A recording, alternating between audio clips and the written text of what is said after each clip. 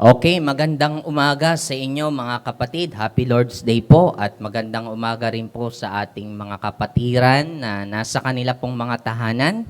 Tayo po ay magsisimula na sa ating pong pananambahan. Let's all stand up at tayo muna po ay mag-aawitan. Our first song is Blessed Be the Name. Blessed be the name. Ang papuri ay sa pangalan ng ating Panginoon. Okay, awitin po natin. First stanza, ready, sing. All praise to Him who reigns above in majesty supreme, who gave His Son for man to die, that He might man redeem.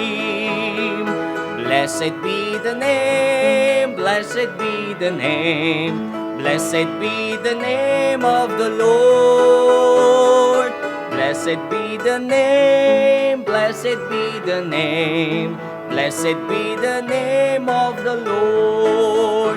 His name above all names shall stand, exalted more and more. At God the Father's own right hand, where angel hosts adore. Chorus! Blessed be the name, blessed be the name, blessed be the name of the Lord. Blessed be the name, blessed be the name, blessed be the name of the Lord. Redeemer, Savior, friend of man, once ruined by the fall, Thou hast devised salvation's plan, for Thou hast died for all. All together! Blessed be the name, blessed be the name, blessed be the name of the Lord. Blessed be the name, blessed be the name, blessed be the name of the last stanza. His name shall be the Counselor, the mighty Prince of Peace, of all earth's kingdoms conqueror, whose reign shall never cease. Blessed be the name, blessed be the name, blessed be the name of the Lord. Blessed be the name, blessed be the name, blessed be the name of the Lord. Amen. Remain standing at hilingin ko po si Brother Rene na pangunahan po tayo sa panalangin. Okay, so shall we pray? Lord God, we greet this day with thanksgiving because of the many blessings that you have provided for us. Continue to guide us, continue to keep us safe. Bless the service, Lord. Bless your servant. May the leading of the Holy Spirit be upon him and upon us, so that we can walk according to your will. All these things we pray in Jesus' name. Amen. Amen. Sige po, pwede na po kayong makaupo at muli pa po tayong aawit. Our next song is The Bible Stands. The Bible Stands. Ayan. The Bible Stands. Awitin po natin. Ready, sing. The Bible stands like a rock, undaunted mid the raging storms of time. Its pages burn with the truth eternal, and they glow with the light sublime. The Bible stands, though the hills may tumble, it will firmly stand. When the earth shall crumble, I will plant my feet on its firm foundation, for the Bible stands. The Bible stands like a mountain far above the works of man. Its truth by none ever was refuted, and destroy it they never can. The Bible stands, though the hills may tumble, it will firmly stand.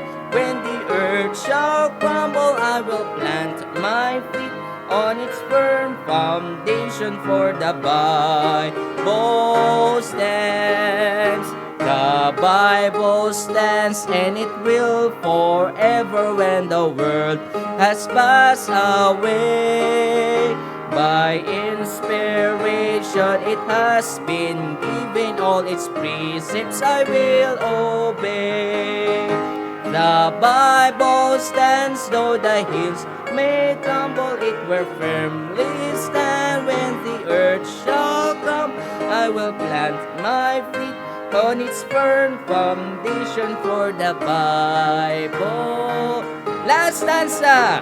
The Bible stands, every test we give it, for its author is divine. Grace alone I expect to live it, and to prove it and make it mine. All together. The Bible stands, though the hills may tumble, it will firmly stand. When the earth shall crumble, I will plant my feet on its firm foundation, for the Bible stands. Amen. Praise the Lord. At tawagin ko po ang ating pastor para po sa ilang mga announcements. Okay, good morning everyone. It's good to see you all. At salamat sa umagang ito, nagkatipon-tipon tayo. Well, ang announcement ko po, this morning will be the start of series of lesson dun sa ating 5 solas. At salamat, narito kayo ngayong umaga. At I hope by within 2 months matapos natin itong series nito. Na alam ko hindi kayo lalabas rito sa biyaya ng Diyos na somehow hindi nyo naintindihan yung kahalagahan o tinatawag nating 5 solas, no? Now, with heavy heart, nais kong i-announce sa inyo ay pumanaw na po si Mr. Carpio. No? Siya po yung father-in-law ni Sister Adona Carpio na miyembro natin. Actually, dati pa lang sa Marikina, dito sa Kalumpang, nakakadalo po yung mag-asawa, si Mrs. Carpio at saka si Mr. Carpio. So, pumanaw, I think, hindi ako nagkakamali, no? Nakaraang Friday. And then nakalagak po ang kanyang labi sa St. Peter dito sa Cogeo, yung tapat ng Shell. So hanggang mamayang gabi lang daw po ang burol sapagkat ililibing na. Actually, yung mga anak niya na si Irma, member ng church nila Pastor Moralde, si Allen, member ng Pasig Bible Baptist Church, of course, si Sister Adona, which is the daughter-in-law, dito naman po miyembro sa ating church, no? So, mamayang hapon, I'll try to go and visit, no, Mr. Carpio at makita rin yung kanyang mother dahil sa alam ko, due to old age ang kinamatay ni Brother Carpio at marami na rin mga complications sa kanyang katawan. So, just pray for the family, ang Carpio family, sa kanilang, yung patriarch sa kanilang family ay pumanaw na. Though there is a great assurance that he is with the Lord dahil Kristiyano po siya at siya rin po ang umakay sa kanyang pamilya para madala sa Panginoon. Okay? So pinaabot ko lamang po sa inyo ang kaalaman na yan. Ganon kung kayo naman po ay mga dating miyembro ng Bible Baptist Church Santa Mesa, may isa tayong kakilalang kapatiran doon, si Sister Fede Chavez, ang pumanaw naman kamakailan. Itong nakaraang Thursday, nakausap po niyang nakausap na kapatid natin dito si Sister Beth at gusto pa nga ako makausap. Unfortunately, it was Wednesday night, narito naman ako sa church at kinabukasan bigla siyang pumanaw. Talagang hindi rin namin nakalain, nakarating sa amin yung balita. So, she was cremated yesterday at kung kilala niyo yung kanyang asawa, si Abraham Fede Chavez or King de Chavez, you might call him and just encourage him. Alam niyo yung mga ganong sitwasyon, lalo na kapag bigla ang pagpanaw, no? Yung realization at yung pagtanggap dun sa nawala sa'yo, talagang hindi mo matanggap, no? Kumbaga hindi mo pa ma-accept yung realidad na yun. Kaya talagang sometimes it takes time para mag-sink in yung sitwasyon. Nangyari sa mother ko yan, no? Actually, parang nung namatay yung tatay ko, hindi kaagad nag-sink in yung katotohanan na yan sa kanya. Wala siyang iyak-iyak kahit nung mailibing yung father ko. So maybe after 2 weeks, saka lang talaga nag-sink in yung gravity nung pagkawala nung father ko. Okay? So just pray for this family na i-uphold natin sila sa panalangin at tulungan ng Panginoong Diyos ang transition na period nila sa ganitong kalagayan ng buhay. That happens to all of us. No? Kung hindi pa darating ang Panginoon, mangyayari sa atin yan at hindi natin alam kung anong uri ng kamatayan ang gagawin ng Diyos sa atin na mabibigyan ng kalwalatian sa Kanya. Okay? So yun lamang pong announcement natin. Mamayang hapon, itutuloy ko po yung aking mensahe sa pag-aaral natin ng mahal ni Kristo ang iglesia, dapat tayo rin, at ang aking magiging paksa mamayang hapon, yung members' responsibility. No? Last week, the benefits of being a member of a local New Testament church, mamayang hapon, members' responsibility. Tignan po natin, no? Para makita po natin sa liwanag ng salita ng Diyos, bilang kaanib ng iglesia, ano nga ba ang mga pangunahing responsibilidad ko sa katawan ng ating Panginoong Jesucristo? So, yun lamang po ang announcement natin sa ating mga tagapanood. Magandang umaga sa inyong lahat. At may second service tayo, mamaya pong 10:30. Kung di kayo nakapunta ng first service, second service. At mamayang hapon, 3:00 po ng hapon. Okay, tawagin ko na po si Brother Mark para makapagpaawit ng awit pagbati. Tumayo po tayong lahat at tayo po'y magkawayan muna. Okay, let's all stand up at awitin po natin itong Psalm 89 verse 1.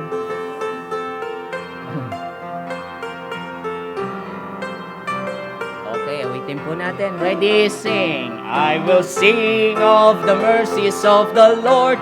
Forever I will sing. I will sing. I will sing of the mercies of the Lord. Forever I will sing of the mercies of the Lord. With my mouth will I make known thy faithfulness, thy faithfulness. With my mouth will I make known thy faithfulness to all generations. I will sing of the mercies of the Lord. Forever I will sing of the mercies of the Lord. Amen. Manatili tayo nakatayo at tilingin ko po si Brother Rene para po pangunahan po tayo sa pagbabasa ng salita ng Diyos. So babasahin po natin ang 2 Timothy chapter 3. Babasahin po natin ang salitan from verses 10 to 16. Ang huling habilin. Ngayon, sinunod mong mabuti ang aking aral. Pamumuhay, layunin, pananampalataya, pagtatyaga, pag-ibig, at pagtitiis.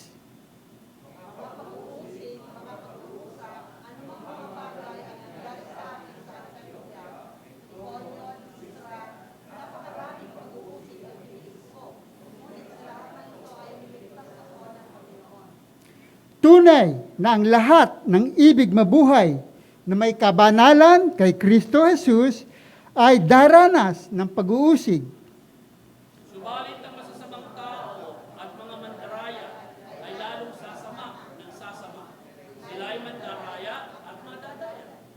Subalit manatili ka sa mga bagay na iyong natutunan at matatag na pinaniniwalaan, yamang nalalaman mo kung kanino ka natuto.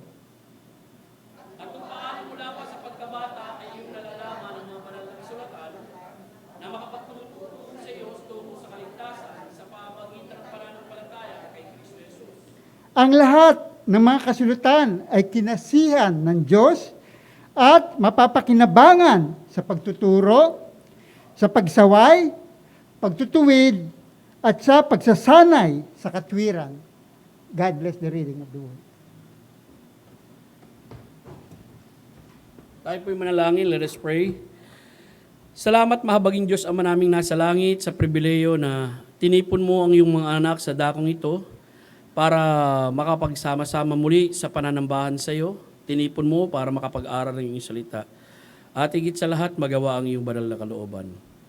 Amang aking dalahingin sa pamagitan ng banal na Espiritu na nasa amin, inyo pong buksan ang pintuan ng kaunawaan ng iyong mga anak upang sa aming pag-aaral ng iyong salita, sa pakikinig, sa pagtuturo, ay makapaghatid kami ng kalwalatian sa pangalan ng iyong anak na si Jesus na siya naming manunubos sa tagapagligtas.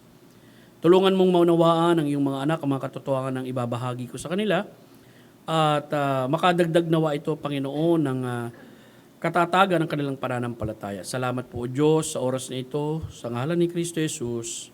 Amen. Mel, kindly. Okay. Magandang umaga po sa inyo lahat. Sa umaga pong ito, nais ko pong buksan ang serye ng pag-aaral natin sa limang solas. Maaari ang iba sa inyo ay nakapakinig na ng araling ito, pero nais ko pong ibahagi muli. No? Hindi po akin ang ibang mga materyales na narito. Ganun pa man, ito po ay isa sa mga bagay na pinagbabahagi-bahagian natin sa tinatawag nating biblical na Kristyanismo, ang mga halagang katuruan nito na bilang contribution nila sa pagsala ng mga pangkating pananampalataya kung sila nga ay naaayon sa sinasabi ng kasulatan, maging sa sumusunod sila doon sa imahe nung tinatawag nating iglesia na itinatag ng ating Panginoong Jesucristo. Ang title po ng ating mensahe ay ang limang mga sola or 5 solas of Reformation. Magsisimula po tayo, no? Magsisimula po muna ako ng background ng history para at least ma-appreciate natin pagpasok po sa pag-aaral nito. Sa ating pong talibukas, ang kasaysayan ng paglabas ng protestanting simbahan at reformasyon noong ika-16 na siglo during 15th, 16th century. Pag sinabi pong 16th century, ang cover po niyan from 15 to 16. Yun pong ibig sabihin, no? Ito po yung nagsimula sa pinangahawakan doktrina ng simbahang Romano-Katoliko. At ang doktrinang ito yung tinatawag natin pagsasali ng otoridad ng apostol sa kanilang kahalili. Inaangkin po ng Romano-Katoliko, yung pinakamalaking reliyon noon, na sa kanila naisalin ang otoridad na magsisimula kay Apostol Pedro. Pag-angkin o pag-angkin na isinali ng mga apostol, particularly ni Pedro, ang kanyang kapangyarihan at kapamahalaan sa mga papa. At dahil dito, nagkaroon ng otoridad sa ibang simbahan at mga denominasyon ang Romano-Katoliko. Ang katuroang pagmamana ng kapangyarihan mula sa apostol ng simbahang Katoliko lang ang may otoridad sa pag-unawa at pagpapaliwanag ng Biblia. Ibig sabihin, nakakabit sa otoridad dito na sila lamang ang may karapatan, no? Sa pag-unawa at pagpapaliwanag ng Biblia. Yung pagkakaroon ng pinakamataas na tagapanguna na tinatawag nating Papa or Pope, ang Papa ay hindi nagkakamali sa kanyang sinasabi kapag ito naandun siya sa kanyang kalagayan ng ex-katedra. Yung pananaw ng simbahang Romano-Katoliko, ang mga tradisyon at turo na nanggaling sa Papa ay hindi nagkakamali at kapantay ng Biblia. Ito ang pangunahing pagkakaiba ng mga Romano-Katoliko at Protestante. Pangunahing dahilan na tinatawag nating Reformasyong Protestante. Noong October 31, 1517, sa pintuan ng simbahan Kassel, Wittenberg, Germany, sa Aleman, ipinaskil ng isang monghe, pare po ito, no? Si Martin Luther, ang kanyang 95 niyang thesis. Ang ibig po sabihin nito, protest, laban sa maling katuruan ng Romano-Katoliko. Si Martin Luther ang tinatawag na ama ng protestanteng reformasyon. Ang intensyon ni Luther, magkaroon ng reforma sa simbahang Katoliko. At sa proseso, hinamon ang otoridad ng Papa. Tinanggihan ng simbahan Romano ang tawag na reformasyon ni Luther na bumalik sa orihinal na katuruan ng Biblia. At isa pa sa kinayayamot ni Martin Luther during that time, yung isang pare na umiikot doon sa tinatawag nating sa Germany na si Tetzel, na siyang nagbibenta ng indulhensya, no, na nangongolekta ng mga pera sa mga tao para doon sa mga namatay nilang kamag-anak na kapag naghulog sila roon ng pera doon sa lalagyanan, yung kaluluwa raw doon sa purgatorio naalis at napupunta ng langit. At sa kasaysayan po, yun po ang ginamit ng Romanong Katoliko bilang pampondo doon sa itinatayo nilang simbahan sa Italy, yung tinatawag nating St. Peter Square, no? Or St. Peter Cathedral doon sa Italy. Now, nais ko makita nyo, yun ang isa sa masasabi nating tutol na tutol si Martin Luther nung time na yun. Nagkaroon ng tinatawag nating pagsiklab ng Reformasyong Protestante. 4 na grupo ng Protestante na lumabas. Unang-una yung tinatawag nating mga Lutheran, and then Reform, Anabaptist, and Anglican. Now, bakit walang Baptist rito? We do not claim as Baptist that we came from Anabaptist from Switzerland, no? Kasi iba yung Anabaptist sa Switzerland, iba yung Baptist doon sa lugar ng England. Nagtaas ang Diyos ng makadiyos ng mga lalaki at sa iba-ibang bansa upang ibalik muli ang iglesia sa orihinal na pinanggalingang katuruan at gawain. Sa likod ng reformasyon, may 4 na pangunahing katanungan o doktrinang pinaniniwalaan ng mga tagapanguna o leader ng kanilang na kailangan ng maliwanag na kasagutan. Yung 4 na tanong na ito, paano maliligtas ang tao? Kaninong matatagpuan ang autoridad ng reliyon? Ano nga ba ang iglesia o simbahan? Paano ang pamumuhay bilang isang Kristiyano? Ito po yung 4 na mahalagang bagay na itinatanong ng mga reformado na kinakailangan masagot. Para masagot ang mga tanong, ang mga tagapangunang tulad nila Martin Luther, Ulrich Zwingli, John Calvin, and John Knox, gumawa ng kapahayagan ng pananampalataya. Ito yung tinatawag na 5 solas o 5 mga sola. Yung sola scriptura, sola fidei, sola gratia, sola Christus, soli Deo gloria. Ang sola ay salitang Latin na ginagamit ng mga reformador upang isabuod ang kanilang pinaninindigan mga katuruan na sumasalungat sa mga pinaninindigang turong simbahang Romano Katoliko. Ang ibig sabihin ng sola ay iisa lamang, iyon lang o solo. Sa English, ito ay alone or only. Ang 5 mahalagang sola, ito ang reformasyong protestante ay ang mga sumusunod. Unang-una yung tinatawag nating sola scriptura. Ang Biblia lamang. Pinagtitibay ang katuruan ng Biblia. Tangi ang Biblia o ang nasulat sa salita ng Diyos ang nag-iisang pamantayan ng lahat ng katuruan at gawain sa pananampalatayang Kristiyano. Ang kasulatan lamang ang pamantayan kung saan dapat salain ang mga katuruan at doktrina ng Iglesia. Gaya ng malinaw na sinabi ni Martin Luther nang utusan siyang itakwil ang kanyang katuruan. Hanggat hindi ako ganap na nakukumbinsi ng kasulatan at ng simpleng katwiran, hindi ko tinatanggap ang otoridad ng Papa at ng mga konseyo sapagkat sinasalungat nila ang isa't isa. Ang aking konsensya ay bilanggo ng salita ng Diyos. Sola gratia, ang kaligtasan ay dahil lamang sa biyaya. Pinagtitibay nito ang katuruan ng Biblia, ang kaligtasan ay sa biyaya lamang ng Diyos. Naligtas tayo sa puot ng Diyos dahil lamang sa kanyang biyaya. Hindi lamang kinakailangan ng tao ang biyaya ng Diyos kay Kristo, kundi ito lamang ang tanging dahilan ng kaligtasan. Sola fidei, pagpapawalang sala sa pamamagitan lamang ng pananampalataya. Pinagtitibay nito ang katuruan ng Biblia. Ang pagpapawalang sala ay biyaya ng Diyos sa pamamagitan lamang ng pananampalataya kay Kristo. Ipinagkakaloob sa atin ang kanyang katwiran na walang bayad. Di pinagtatrabuhan, kundi pananampalataya lamang sa tagapagligtas. Sola Christus, kay Kristo lamang. Pinagtitibay nito ang katuruan na kay Kristo lamang matatagpuan ang kaligtasan at ang kanyang banal na buhay. Ang paghalili sa atin sa kamatayan sa krus, sapat na pambayad na ikapagpapatawad ng ating kasalanan at pakikipagkasundo natin sa Diyos Ama. Sa pamamagitan ng pangangaral ng Ebanghelyo ni Kristo, lamang magkakaroon ang tao ng tunay na pananampalataya. At ang huling-huli yung tinatawag nating soli Deo gloria, sa Diyos lamang kalwalatian. Pinagtitibay nito ang katuruan ng Biblia. Ang kaligtasan ay mula sa Diyos, ginanap ang tao para sa kanyang kalulatian o ginawa ang tao para sa kanyang kalulatian. Pinagtitibay nito na bilang mga Kristiyano sa ilalim ng kanyang kapamahalaan na kailangan nating mamuhay hanggang sa wakas na nagbibigay luwalhati sa Diyos.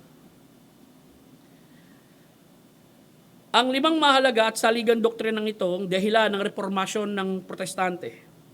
Ito na nagpapakita ng kamalian ng simbahang Katoliko dahil kung bakit kailangan ibalik ang iglesia sa buong mundo sa tamang doktrina at katuruan sa Biblia. Napakahalaga rin ito bilang pagsubok sa mga katuruan ng pangkating pananampalataya kung ito ba ay naaayon sa katuruan ng orihinal na iglesia. Marami din sa kasalukuyang Kristiyanong Protestante ang dapat hamunin na bumalik sa katuruan ito tulad ng paghamon ng reformista sa simbahang Romano-Katoliko noong ika-16 na siglo. Now, pasok tayo doon sa tinatawag nating first point na tatalakayin natin, sola scriptura. Kasulatan lamang. Ang text natin diyan 2 Timothy chapter 3, 15-17. Unang-una, ang banal na kasulatan lamang siyang lubos na otoridad sa katuruan, pananampalataya at pagsunod sa buhay ng Kristiyano. Salungat ito sa katuruan ng simbahang Romano-Katoliko dahil naniniwala din sila sa kasulatan na ang simbahan ay may lubos na otoridad sa pananampalataya, na ang Papa ay tinuturing nilang otoridad at di nagkakamali. Ang mga tradisyon at turo, salita mula sa Papa ay kapantay ng salita ng Diyos. So yun po ang pinaniniwalaan nila. Salungat po yan sa paniniwala natin, yung tinatawag natin biblical authority. Ayon sa Cambridge Declaration of the Alliance of Compassion Evangelicals, April 20, 1996, pinaninindigan natin na ang walang kamalihang kasulatan ang siyang tanging pagmumulan ng nasusulat na banal na kapahayagan, na siyang tanging nakakagapos ng budhi. Ang Biblia lamang ang nagtuturo ng lahat ng kailangan para sa ating kaligtasan mula sa kasalanan at siyang panuntunan at panukat ng lahat ng ginagawa ng Kristiyano. Tinatanggihan natin ang anumang kapahayagang konseho o individual na maaring maggapos sa budhi ng Kristiyano. Tinatanggihan din natin na ang banal na Espiritu ay nagsasalita ng hiwalay o salungat sa kung anong inilahad sa Biblia. At gayon din na ang personal na karanasang espiritual ay maaring maging kaparaanan ng kapahayagan kailanman. Ano ang hindi tinuturo ng sola scriptura? Nakita natin yung mga pagtanggi, no? Dito. Well, unang-una, ano ang tinuturo? Ang hindi itinuturo ng sola scriptura, bago tayo pumasok dun sa ano ba ang itinuturo ng sola scriptura? Ano ang hindi itinuturo nito? Unang-una, hindi itinuturo nito ang lahat ng kaalaman at katotohanan sa buhay ay nasa Biblia. At totoo yan. Wala namang kaalaman na may mga sensya sa Biblia, kaya lang hindi lahat ng sensya na andon. Teknolohiya, matematika, etc. Okay? Mayroong mga katotohanan na saklaw ng kakayanan ng tao na tuklasin sa pamagitan ng kaparaanan nasa kanyang mga kamay. So hindi kiniklaim ng sola scriptura na lahat ng kaalaman o lahat ng katotohanan sa buhay ay nasa Biblia. At ang daming katotohanan na dapat nating malaman, katulad ng mga pamamaraang nuklehar na wala naman tayo makikita niya sa Biblia, yung makabagong teknolohiya na matututunan natin ngayon sa internet at sa mga paggamit ng computer na hindi naman natin makikita sa Biblia. Pangalawa, hindi itinuturo na ang buong Biblia ay magiging malinaw sa lahat ng tao. Okay? Hindi po itinuturo yan ng sola scriptura. Hindi rin nangangulugan na ang lahat ng pagtuturo ng iglesia ay walang halaga o walang autoridad. Ibig sabihin, pastor, Bible lang pala ang authority, wag na tayong umati ng church. Ano pa ang ginagawa ng mga pagtuturo sa iglesia? Mga pagtuturo sa iglesia, ang itinuturo rin naman, mga Biblia. So at binigyan sila ng delegated authority na makikita natin na sinabi ng Diyos mula sa kanyang salita. Hindi itinuturo ng sola scriptura ang pag-angkin na sila ang Biblia lang ang hawak or nuda scriptura ang tanging tagapagturo. Well, dito nga pumapasok yung naging problema doon sa simbahang Katoliko na dahil sila lang nag-aangkin ng otoridad, sila lang ang pwedeng magturo dahil sila lang ang may hawak ng Biblia. At ito'y ayaw nilang ipahawak sa ibang mga tao na pwedeng makaalam ng katotohanan sa pagbabasa ng salita ng Diyos. Panglima, hindi tinuturo ng sola scriptura ang pagbabaliwala sa mga Kristiyanong aklat or Christian books na isinusulat sa kapakinabangan ng sangkakristyanuhan at ng iglesia. Ito'y tinatawag na solo scriptura. Yung solo scriptura, sinasabi nila, Biblia lang ang pag-aralan mo at huwag ka nang hahawak ng ano pang libro. Well, unang-una, magkakaproblema ka kapag Biblia lang ang hinawakan mo, no? Dahil marami sa Biblia hindi mo maintindihan kung wala kang Bible dictionary. Marami sa Biblia hindi mo maintindihan, lalo na sa geography, kung nandito tayo sa Far East, narito tayo sa Pilipinas, ang pinag-uusapan natin Middle East. Paano kung hindi mo alam yung mga lugar-lugar doon? Paano mo malalagay sa isip mo? Maraming hindi ka matututunan sa Biblia kung hindi ka gagamit ng mga kasangkapan na nilikha o ginawa ng mga taong i-dedicate nila ang pag-aaral nila upang makatulong sa sangkristyanuhan. Naglabas sila ng mga Bible concordances, atlases, Bible dictionary, theological books. Hindi sinasabi ng sola scriptura na baliwalain ang mga aklat na isinulat rin ng mga Kristiyano na ginamit ng Diyos para makatulong sa pagpapalawig ng kaalaman ng mga Kristiyano. Ang binibigyan din ng sola scriptura, ang otoridad nito na higit na mataas sa anumang aklat na nasulat ng Kristiyanong may akda, sapagkat ang banal na kasulatan ay salita ng Diyos. Yun po ang binibigyan nating diin. Ang pinakamataas na aklat na pinapahalagahan natin, walang iba kung hindi ang Biblia. Okay, tuloy po tayo. Ano ang itinuturo ng sola scriptura? 3 bagay ang nais kong makita ninyo at sa tingin ko, maitatawid po natin ito, no? 104 slides ito So ano ang itinuturo ng sola scriptura? 2 Timothy 3:15-17. Mula nang ikaw ay sanggol pa lamang, alam mo na ang banal na mga kasulatan na makapagbibigay ng karunungan sa iyo sa kaligtasan sa pamamagitan ng pananampalataya kay Kristo Jesus. Kinasiya ng Diyos ang bawat kasulatan, ang mga ito'y mapapakinabangan sa pagtuturo, sa pagsaway, sa pagtutuwid, sa pagsasanay, sa katwiran. Ito ay upang ang tao ng Diyos ay maging ganap na ihandang lubos sa mga mabubuting gawa. 3 bagay ang nais kong makita ninyo. Ano ang itinuturo ng sola scriptura? Kapag sinabing sola scriptura, na siyang autoridad ng isang Kristiyano sa kanyang pananampalataya at pagsusunod, ang banal na kasulatan ay walang kamalian, ang banal na kasulatan ay sapat, at ang banal na kasulatan ay malinaw. 3 po yan, no? Ang banal na kasulatan ay walang kamalian, ang banal na kasulatan ay sapat, at ang banal na kasulatan ay malinaw. Pasok po tayo. Ang banal na kasulatan ay walang kamalian. Ang Biblia ay hindi isang dokumentong isinulat lamang ng tao. Ang lahat ng nasusulat sa banal na kasulatan ay hininga mismo ng Diyos. Yan yung sinabi, all scripture is given by inspiration. It came from the Greek word theopneustos. From theos, God, prospeneo, breath. Ang ibig sabihin, God breath. Hininga ng Diyos. Okay? Yun po ang banal na kasulatan. Ang banal na espiritu ang gumabay sa mga taong kinasangkapan upang ang bawat salita sa buong kapahayagan ay maisulat ayon sa kanyang kalooban. Ito'y nagre-resulta sa pagkakaroon ng mensahe ng tao galing sa Diyos. Ang bawat salita at kabuuan ng kasulatan ay hindi nagtataglay ng kamalian sa original nitong sulat kamay. So, ibig po sabihin, inspirations applies only to the original scriptures. Original, sulat kamay. Ang meron na po tayo ngayon, wala tayong original. Okay? Ang meron na tayo, salin o kaya kopya. Okay? But inspiration, kasi it is more of recording, ito po ay ina-apply lamang doon sa tinatawag nating original. Ang meron tayo ngayon, preserved Word of God. But the original, inspired Word of God, wala na po yun. Okay?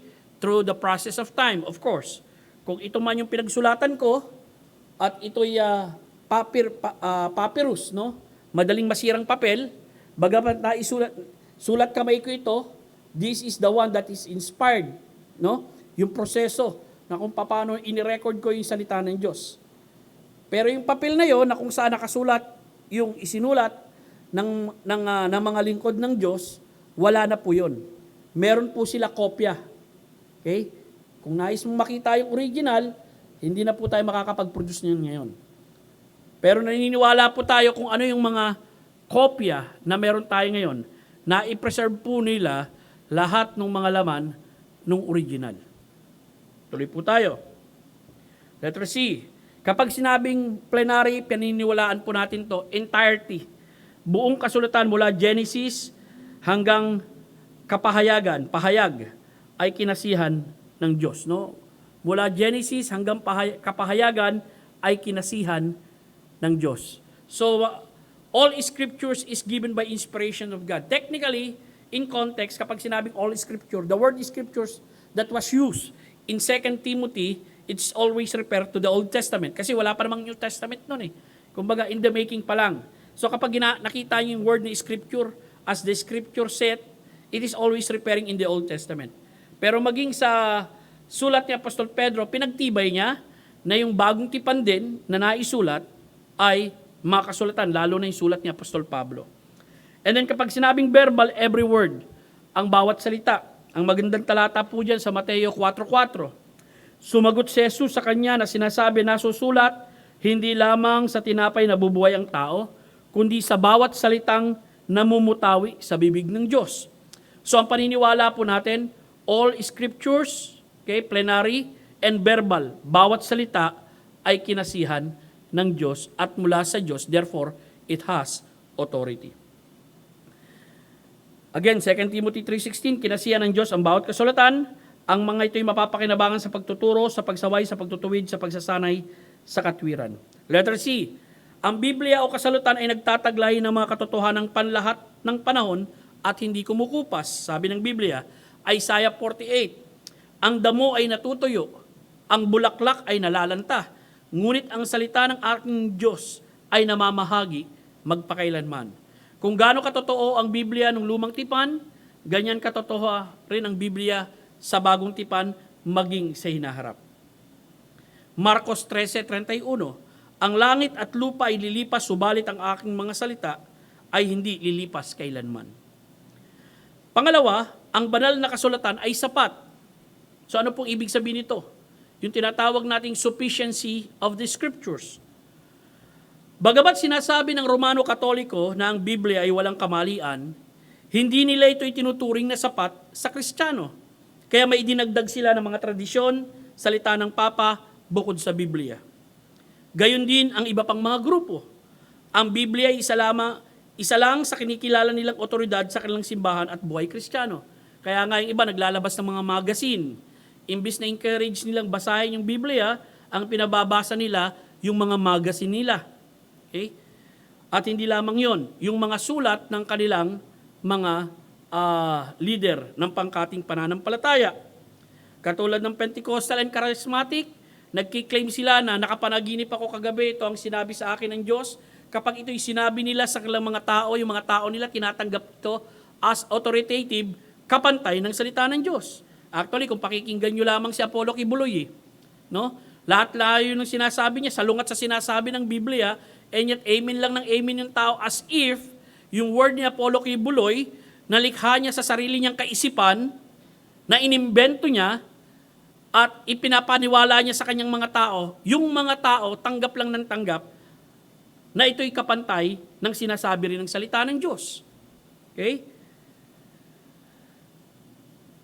Ito'y pilit na pinaniniwalaan at pinaninindigan ng mga diktador na pastor sa mga Baptist churches. Hindi ko lamang isasama rito yung ibang pangkating maging pananampalataya, maging sa hanay nating mga Baptist.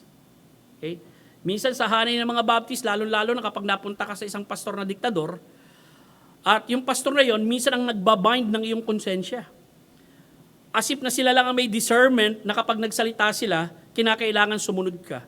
At kapag na-violate mo yung salita nila, para ka nakapag-violate ng Word of God. Ang magbabind ng ating konsensya, ang magbibilanggo ng ating konsensya, sa pagsunod nito sa katwiran, walang iba kundi ang salita ng Diyos. Tuloy po tayo.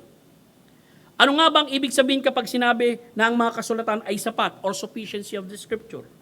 Ang katuruan ng kasapatan ng Biblia, mahalagang aspeto ng pananampalatayang Kristiyano. Ang sabihin na sapat ang Biblia, tanging ang Biblia lamang ang ating kailangan.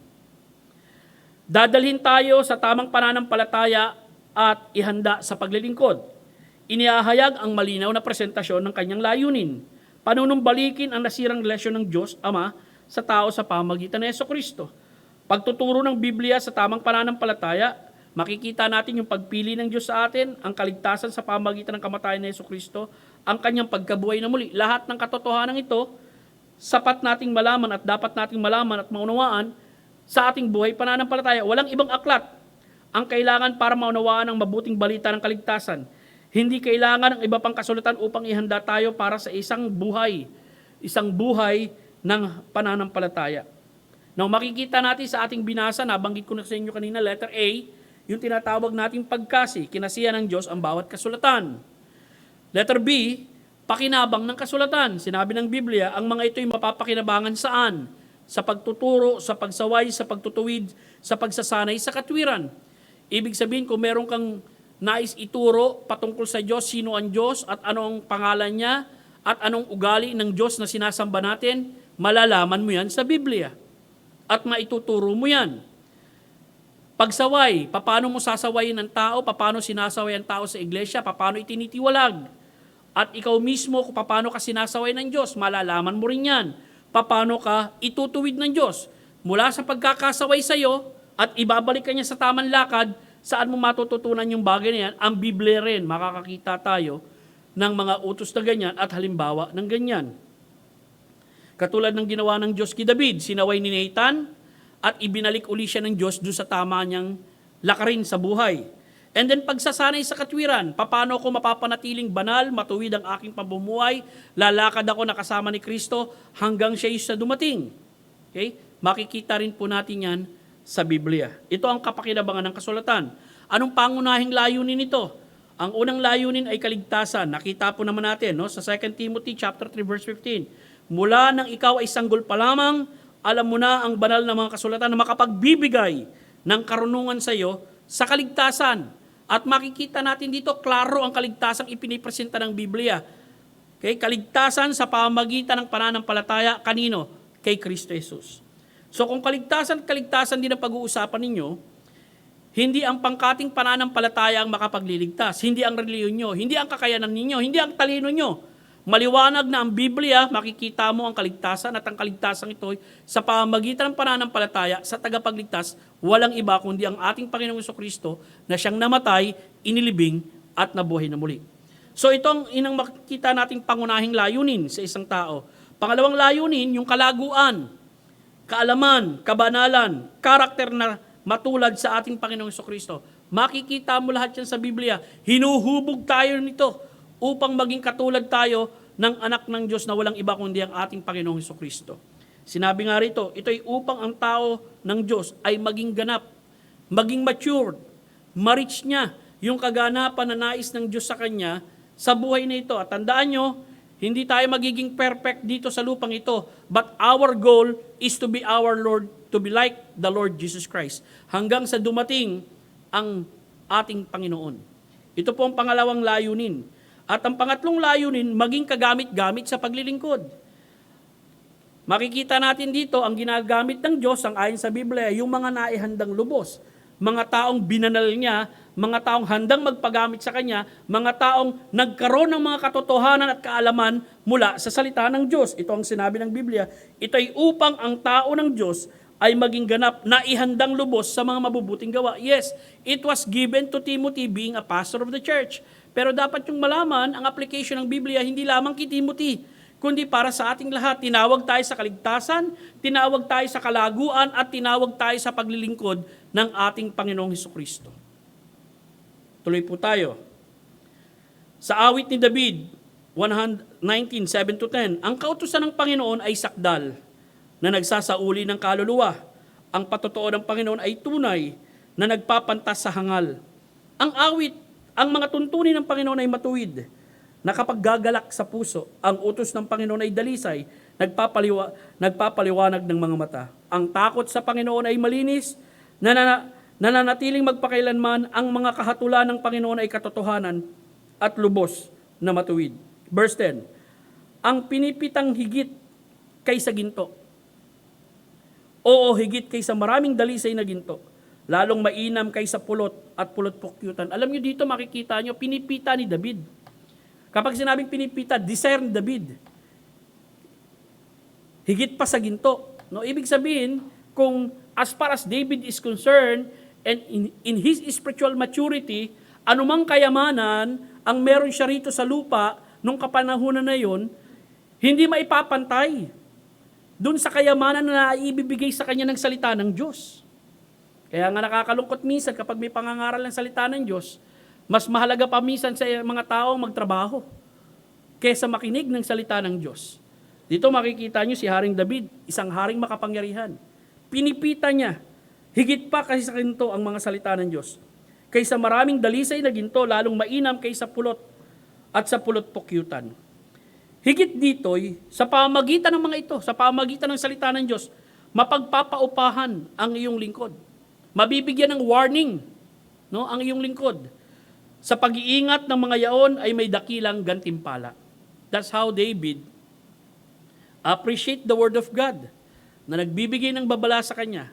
At alam niya, maaari ang gantimpala rito, walang kinalaman dun sa material na gantimpala. Okay? Pero higit sa material na gantimpala ang natamo ni Haring David bilang isang taong sumusunod sa salita ng Diyos. Tuloy po tayo. Ang doktrina ng kasapatan ng kasulatan ay inaatake sa kasalukuyan. Nakalulungkot na ang mga pag-atake ay nanggagaling mismo sa loob ng iglesia. Ano po ibig sabihin nito? Ang paggamit ng mga makamundong paraan, yung tinatawag natin paggayak at pagbibigay aliw sa mga tao. Minsan ang pulpito, imbis na ipangaral ang salita ng Diyos, nagiging comedy bar. Ang natatandaan ng tao pag lumabas ng simbahan, yung mga kakatawanan na narinig nila sa pastor, kesa yung mensahe ng salita ng Diyos. Ang mga bagong hula at revelasyon o pahayag na wala sa Biblia, okay, na prominente sa mga iglesia na naniniwala doon sa sinasabi nilang prophesying, mali naman ang pagkaunawa nila sa word na prophesying. Okay? Na ibig sabihin preaching, prophesying na meron daw idiniktaan Diyos sa kanila at nais marinig ng tao. Hindi na lang ipangaral yung salita ng Diyos at yung mga katotohanan ng salita ng Diyos. Mistisismo at ang paggamit ng psikolohiya or psychology sa pangangaral at pagpapayo. Kapag nakabasa ka ng mga modern Christian psychology book, no, makikita nyo na pinaghahalo yung biblical approach at yung worldly approach. Actually, I can advise you good Christian books, no, katulad si J. Adams, si John MacArthur, mga konserbatibo ang approach nila. Pagresolba sa mga suliranin, no? Lalo-lalo na sa pagpapayo sa mga miyembro ng simbahan, maging sa pagpapayo sa mga Kristiyano, na ang ginagamit talaga ang dalisay na salita ng Diyos. Bakit? Kasi sapat ito. Sapat itong makatutulong sa buhay ng isang tao. Ito'y pagdedeklara na hindi sapat ang Biblia at ang mga tinuturo nito sa pananampalataya at pamumuhay Kristiyano. Ito'y nakakalungkot, no, sa ating kapanahunan at nangyayari. Sa 1 Gs 27, ngunit sinabi ni Jesus, nakikinig sa akin ang aking mga tupa. Nakikilala ko sila at sila ay sumusunod sila sa akin. Ang tinig lamang ni Jesus ang kailangan nating marinig at ang kasulatan ay ang kanyang tinig at ito'y walang kulang, tunay na sapat. Pangatlo, ang banal na kasulatan ay malinaw. So nakita natin kanina, ang banal na kasulatan ay kinasihan, ang banal na kasulatan ay sapat, pangatlo, ang banal na kasulatan ay malinaw. Ito ay isinulat sa naiintindihang pananalita. Ang tawag sa doktrinang ito, malinaw ang kasulatan, the doctrine of perspicuity. Nabubulol ako. Perspicuity of the Scripture. Claritas Scripturae, or the clarity of the Scripture. Ano ibig sabihin nito? Doktrina ng kasulatan ay malinaw, isang pangunahing paniniwala ng Reformado. Laban ito ni Martin Luther sa Romano Katoliko na sinasabi ang Biblia ay mahirap maunawaan at malabo sa pangkaraniwang tao. Di ito dapat basahin, pag-aralan at ipaliwanag pansarili. Kailangan lang tanggapin ang paliwanag ng simbahan, obispo, pare o santo papa. Sa kabilang banda, ang Reformado, hinimok ang mga tao na basahin at pag-aralan ang Biblia sa sarili nila. Ang pagpupursige at pinaghusay na pagsasali ng Biblia sa kanilang sariling wika, yung tinatawag nating vernacular language, katulad ni William Tyndale, itong mga tagapagsalin to, Martin Luther na sinalin yung bago King James Version, meron Luther's Bible na isinalin niya sa Aleman. Miles Coverdale, Thomas Matthew, Pierre Olivitan. No, itong mga taong ito, si John Wycliffe, hindi na ilagay ng anak ko. No? Nakalimutan siguro rito. Itong mga taong ito, talagang nagporsige ito upang isalin sa lengguwahe nila yung salita ng Diyos. Bakit? Kasi alam nila, kapag naisalin nila sa lengguwahe yung salita ng Diyos, maintindihan nila. Of course, kung tayo lahat dito, magbabasa tayo ng Greek o Hebrew, hindi natin maintindihan.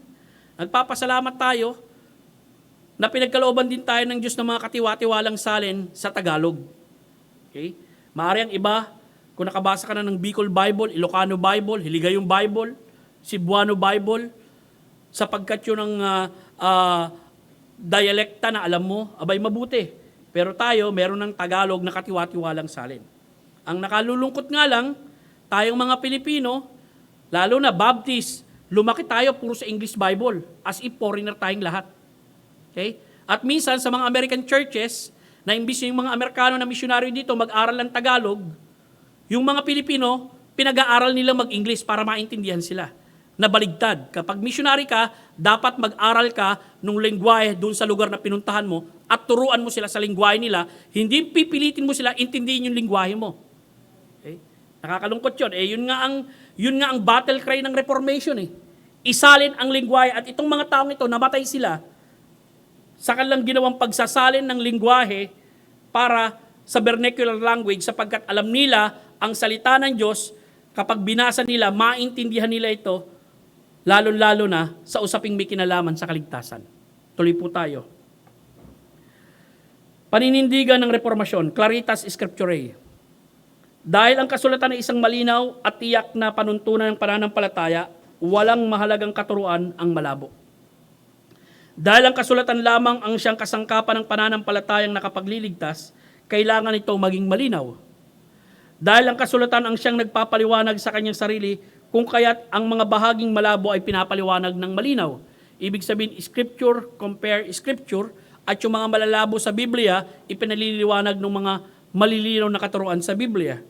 Marami namang nag-aaral ng Biblia, gustong-gustong pag-aralan yung malalabong, ang hirap ipaliwanag sa Biblia at mula ron sa mga mahihirap ipaliwanag na yun, doon nagtatayo ng doktrina. Bakit hindi ka magtayo ng doktrina doon sa mga maliliwanag na katuruan ng Biblia? Diba? Bakit ngayon nakakakita tayo ng mga aral na ang paraan ng kaligtasan ay sa pamagitan ng pagiging miyembro ng simbahan? Okay? Or pagtanggap kay Apollo Kibuloy na Son of God? Okay? Lahat ng mga yun, hindi mo naman makikita sa Biblia. Bakit hindi yung klarong itinuturo at direktang itinuturo ng Biblia, ayaw mong ituro sa tao at pinalalabo mo? Parang nanguhuli ka ng dalag dun sa sa malinaw na na tubig, no? Manilaw na tubig, pwede mo naman sikwatin na gano'n. Ang ginawa mo, tumalon ka pa. Doon, yung tumalon ka, di naging maputik, lalong naging malabo. Hindi mo tuloy makita yung dalag na inuhuli mo. So ngayon, nais kong makita ninyo, sabi rito, dahil ang kasultan ay siyang nagpapaliwanag sa kanyang sarili, kung kaya't ang mga bahaging malabo ay pinapaliwanag ng malinaw na bahagi. Dahil ang kasulatan ay may otoridad sa iglesia, hindi ang iglesia o ang tradisyon ang magpapaliwanag sa kasulatan. Hindi ang iglesia o ang mga namumuno ang magpapasya kung anong paniniwalaan ng kasulatan. So ibig sabihin, ganito po yan, lahat tayo nag-aaral ng Biblia dito, mga kapatid. At sasabihin ko na, dahil sa hanay namin nangyayari ito May mga pastor lamang na ang gusto lamang nilang ituro, hindi ang buong Biblia. Ako naintindihan ko yun. Dahil maaari, ayaw nilang magturo ng isang mga controversial topic, lalo-lalo na kung hindi naman nila kayang ituro. Dahil talaga nakakatakot yun, baka magkamali ang pagtuturo mo. Nakala mo, tama yung naituturo mo dahil hindi mo naupuan at hindi mo napag-aralan ng gusto, na mali ka pala na nagtuturo. At kumbaga, tanggapin man natin o hindi, nakakahiyang aminin na sasabihin mo after 5 years, sorry po, yung naituro kong ganito lahat sa inyo, mali ho lahat yun, ito pala yung tamang turo. Okay? So, sa tagapangaral na katulad ko, naintindihan ko yung damdamin nila na ayaw nila minsan dumive doon sa tinatawag nating mga katuruan na mahirap ituro. Ngayon, paano tayo magkakatulungan sa bagay na yan? Mag-aral tayong lahat. Okay? Ipanalangin nyo yung mga tagapagturo ninyo at hamunin nyo sila. Kasi tandaan ninyo, the teaching of the church or the leaders of the church must be challenged by the people kapag alam nila yung turo na yun mukhang paling sa Biblia, unless yung mga tao sa loob ng church biblically informed sila. Kung kayo alam nyo ang isang tamang turo at nakarinig kayo ng isang maling turo, pwede nyo i-challenge yun. Okay? Baka lang nagkamali yung pastor or talagang yun ang paniniwala niya. Pero may mas maliwanaw palang itinuturo ang Biblia. At kapag yung tagapagturo, honest to goodness, na out of his immaturity or lack of materials in his study, hindi niya naabot yung ganung level ng kaalaman, okay? He needs to accept that and learn that, no? Ganun lang po 'yon, no? Wala hindi naman omnipresent at saka all-knowing yung mga tagapagturo Dahil dapat niyong malaman, kahit ako, ang tawag po diyan always reforming. May mga katuruan ako, maaari 15 years ago or 20 years ago, hindi ko na pinanghahawakan ngayon. Dahil sa kalaguan sa pananampalataya, mas malalim ang pagkakaintindi mo na ngayon sa salita ng Diyos, mas naintindihan mo na, no? Na ito pala yung tamang turo. Ang tawag po ron always reforming. Why? Kasi hindi ka nagbabago dun sa mga major doctrine ng Biblia, ha? Okay? Yun ang nagbabago sa iyo yung stand mo ron sa mga gray areas o yung mga bagay na maaring masyado pang mababaw ang explanation mo ron sa isang issue. Okay? Halimbawa, isa na sa naging journey ko sa pag-aaral ng Biblia, yung doctrine ng election. Of course, hindi ko masyadong naituturo yan for almost 15 years noon, kahit nung nasa Santa Mesa kami, because we are not exposed to those kinds of teachings. Maaari, ang alam lang namin, Armenian theology, at marami sa kanila, hindi nga nila alam na Armenian pala ang pinanghahawakan nila. I was challenged by some of my students in my Bible study na nag-aaral din ng Biblia, na talagang upuan at pag-aralan ito. Bakit? Kasi mababaw lang ang pagkakaalam ko dati sa pagpili ng Diyos.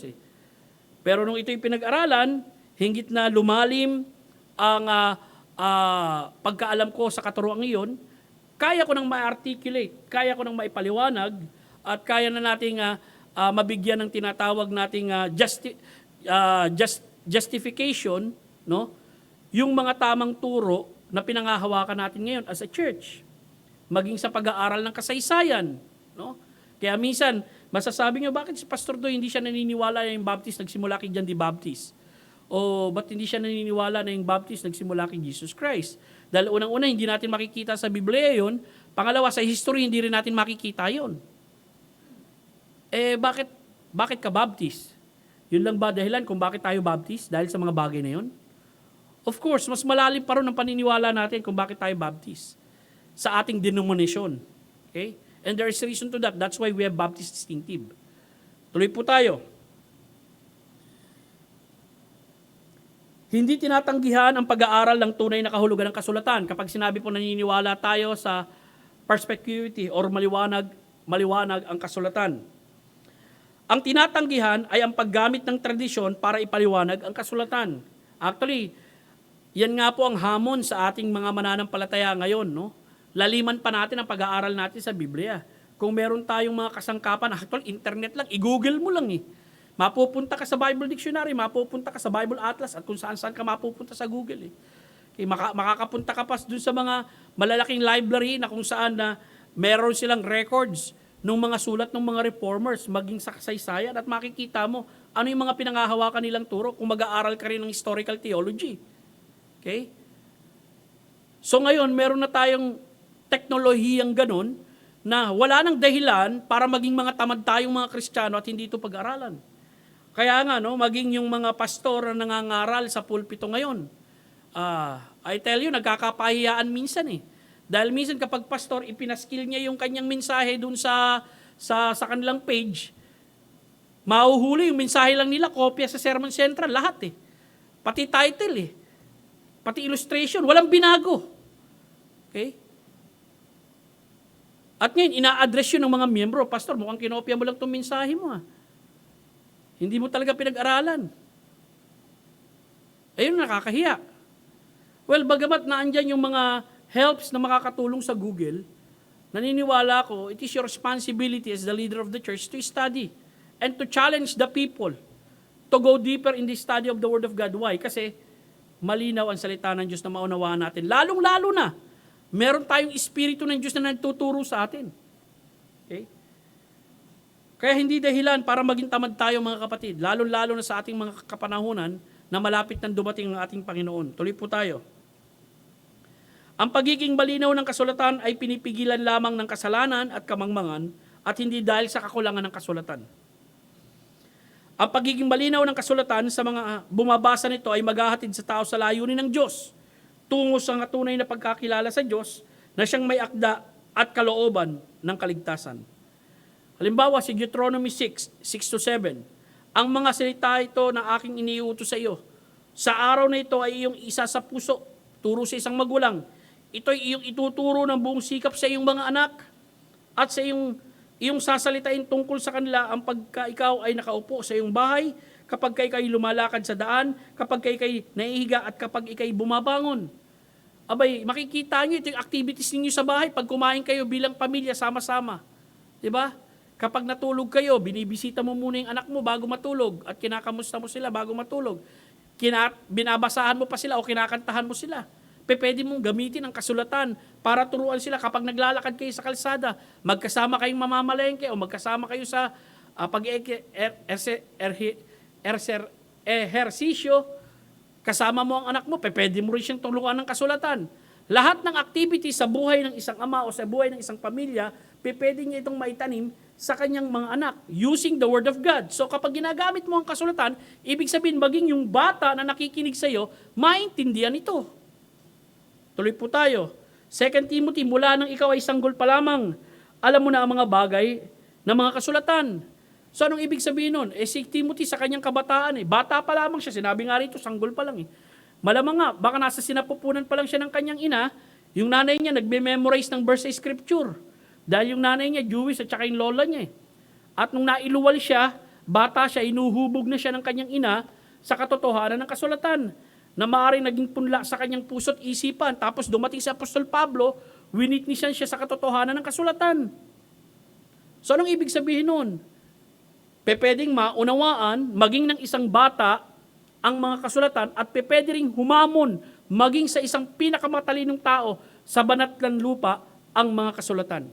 Kaya nga, pag nagbasa ka ng mga libro, no, ng mga sinulat ng mga Christian author, talagang makikita mo ang qualification. Doctor of Theology, Doctor of Literature. Katakot-takot talagang, doktor, ang tataas ng pinag-aralan, yet talagang challenge na challenge sila pagdating sa Word of God. Hamon na hamon sila pagdating sa Word of God. Okay? At kapag binasa mo yung mga sulat nila, talagang may stretch yung isip mo. Bakit nakakatulong sa atin yun na binigyan sila ng karunungan ng Diyos para makakontribute sa kalaguan natin bilang mga mananampalataya. Pero, ang authority pa rin nila ay ang salita ng Diyos. Okay? Awit 19:7, ang kautusan ng Panginoon ay sakdal, nagsasauli ng kaluluwa. Ang patotoo ng Panginoon ay tunay, nagpapapantas sa hangal. Ang bukas ng iyong mga salita ay nagbibigay ng liwanag, nagbibigay unawa sa walang muwang. Hamon, sa harap ng mababang pagpapahalaga ng marami sa kasulatan, ipinaninindig natin ang sola scriptura, ang salita ng Diyos lamang. Mga kapatid, ito rin po ang hamon ko sa inyo. No? Ito po ang gagamitin nating pamantayan sa pananampalataya, pagsunod, at siyang gagapo sa bawat budhi ng mananampalataya rito sa Marikina Valley Bible Baptist Church. Ang salita ng Diyos. Tulungan nawa tayo na habang lumalago tayo sa ating pananampalataya, lalong lumalalim ang pagkakakilala natin sa ating tagapagligtas na si Jesucristo mula sa banal na kasulatan. Mga kapatid, no? Disiplinahin natin ang sarili natin na magkaroon tayo ng oras para upuan ang mga katotohanan na makikita natin sa Biblia. Hindi ito simpleng aklat, mga kapatid. Ito'y salita ng Diyos. At isa sa napakahalagang bagay na mababasa mo rito sa balat ng lupa na walang kapantay ay ang salita ng Diyos. Ang siyang mapangahawakan mo kapag dumating yung mga panahon ng problema, pagsubok, tagumpay mo sa buhay para palalahanan ka, huwag kang maging mayabang at mapagmataas, walang iba kundi ang salita ng Diyos. ang siyang mapangahawakan mo kahit malapit ka ng mamatay, na hindi magbabago sapagkat buhay ang pangako niya ay ang salita ng Diyos. Napakaraming aklat na nagkalat sa mundong ito. Pero sana bago mo maipikit ang mata mo, mabasa mo ang salita ng Diyos. Ang love letter sa iyo ng Diyos. Magandang umaga po sa inyong lahat. Naway nahamon tayo, no, sa mensaheng itong Sola Scriptura. Next week, pagtutuloy po tayo sa ating muling pag-aaral at ang tatalakayan naman natin, Sola Gratia, sa biyaya lamang ng Diyos. Let us pray. Ama naming Diyos na nasa langit, marami pong salamat sa umagang ito. Salamat po sa pribileyo na maipaabot sa mga kapatiran ng Marikina Valley Bible Baptist Church ang mga katotohanan patungkol sa ang kasulatan, ang otoridad sa aming buhay. Tulungan mo kami, Panginoon, na ilinya namin ang aming mga sarili sa dikta ng iyong mga sinasabi sa iyong salita. Na ang aming buhay, Panginoon, nakaayon sa mga halimbawa, sa mga sinasabi at iniuutos ng aming Panginoong Jesucristo na siyang nagligtas sa amin. Ibinigay niya ang kanyang sarili, namatay, inilibing at nabuhay na muli. Tulungan mo rin kami, Panginoong Diyos, bilang mga Kristiyano, na sa paglawig ng aming edad at taon, lumalim rin, Panginoong Diyos, ang aming pagkakilala sa iyo mula sa iyong salita. Magbigay kami ng prioridad, oras sa aming buhay, basahin ang mga katotohanan ito. Panginoon, nagpapasalamat kami sa teknolohiya na makikita namin, Panginoon, sa internet. Makakabasa kami ng Tagalog Bible, English, Greek, Hebrew. Pwede naming ilagay ito sa cellphone. Very convenient, Panginoon, sa amin. Ganun pa man, ito yung responsibilidad namin na kinakailangan sanayin namin ang aming sarili. Magkaroon kami ng commitment sa iyo, O Diyos. Nakilalanin ka ng lubos mula sa salita mo. Salamat sa umagang ito sa ngalan ni Kristo Jesus. Amen. Okay. Dako tayo sa ating pagbibigay ng pagsamba sa pamagitan ng pagbibigay. Hihilingin ko ulit si Brother Rene, ang ating ang mananalangin sa oras nito.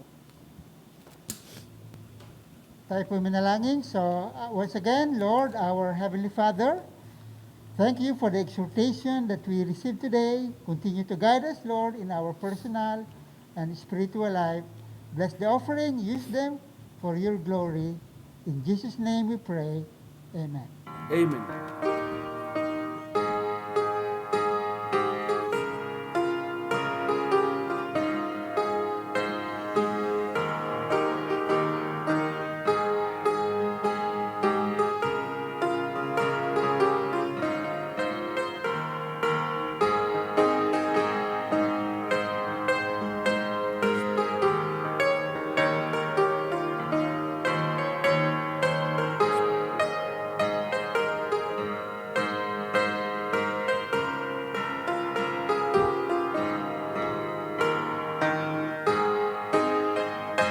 Okay. Muli magandang umaga sa inyo. Kung gusto niyo po itong materials natin, meron po tayong available na materials sa bagay na yan. Para at least ma-review nyo yan. Kung gusto niyo makakita ng mas in-depth dyan, no? Marami po sa Google. Pindutin nyo lang 5 solas. Maglalabasan po at nagsasite pa sila ng mga ibang mga keynote ng mga naunang Kristiyano sa atin. Okay? So, tumayo po tayong lahat. Tayo po yung magtatapos na sa ating pagsamba sa umagang ito. Maraming salamat sa inyong pagdalo sa ating pag-aaral. Hihilingin ko po si Brother Press to close us in prayer this morning. Kuya Press, baka pwede dito ka. Ikaw nang magtapos sa umagang ito. Panginoon, maraming pong salamat sapagkat sa iyong biyaya ay natupad namin ang aming tungkulin, Panginoon, ng pagsamba sa inyo. Maraming pong salamat sa natutuhan namin, nawa pahalagahan namin ang salita mo, nawa ang bawat isa sa amin ay magkaroon ng panahon bawat araw na magkaroon ng pag-aaral ng iyong salita. Yes, Panginoon. Lord. Nawa naluwalhati ka namin ngayong umaga, nawa ay napapurihan ka namin, nawa ang aming pagsamba ay naging mabangong samyo sa iyo, Panginoon. Yes, Lord. Maraming pong salamat at hinihiling po namin ang mabilis niyong pagdating at pagdakit sa amin. Ngunit kung hindi ka pa po darating, dalhin niyo po kaming muli dito upang makasamba sa inyo. Yes, Lord. Marami pong salamat sa pangalan ni Kristo Jesus. Amen. Amen. Maraming pong salamat. Mga kapatid, may agahan tayo dyan. Baka gusto